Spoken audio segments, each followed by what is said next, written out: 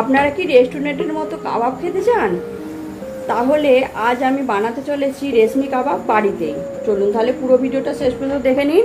রেশমি কাবাব বানানোর জন্য ধনেপাতা ভালো করে ধুয়ে নিয়েছি, 4টে কাঁচা লঙ্কা দিলাম, দিয়ে বেটে নেব। কাঁচা লঙ্কা ধনেপাতা বেটে নিয়েছি, একটা বাটিতে সব নিয়ে নিলাম।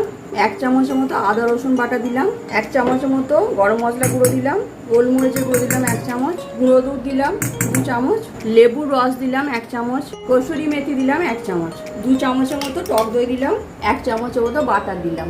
এবার সবগুলো একসাথে মিশিয়ে নিচ্ছি। এবার চিকেনের টুকরোগুলো, বোনলেস চিকেন নিয়েছি, সব দিয়ে দিলাম।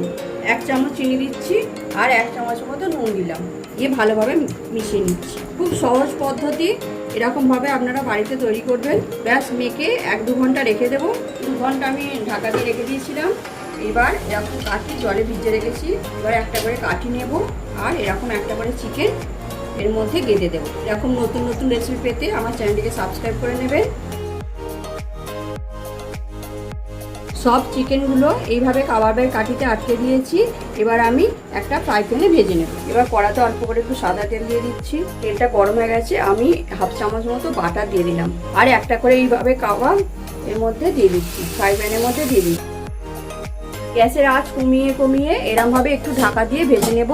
ঢাকাটা খুলে দিচ্ছি, উল্টে পাল্টে একটু ভালো করে ভাজা ভাজা করে নিতে হবে। ভালো করে ভেজে নিয়েছি, এবার হয়ে গেছে, আমি তুলে নিচ্ছি। রেশমি কাবাব একদম রেডি। দেখুন কত সুন্দর হয়েছে রেশমি কাবাবগুলো, কত সুন্দর একদম জুসি হয়েছে। আজকের মতো তাহলে এইটুকু, বাই।